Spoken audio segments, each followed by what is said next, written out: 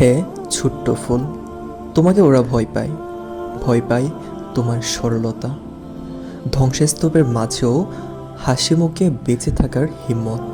ওরা ভয় পায় তোমার নির্ভীক চোখ, মৃত্যুর সামনে দাঁড়িয়ে কামানের দিকে পাথর ছুঁড়ে মারার দৃঢ়তাকে ওরা ভয় পায়।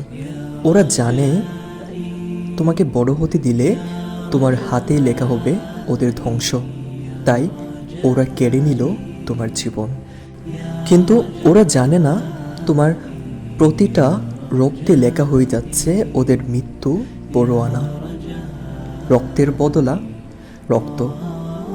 আমরা বদলা নিবই। পিস নিলাম। গাজার জান্নাতি ফুলের এই ছবিটা হয়তোবা আপনারা অনেকেই দেখেছেন, অনেকেই ছবিটি নিজের প্রোফাইল পিকচার হিসেবে ব্যবহার করছেন।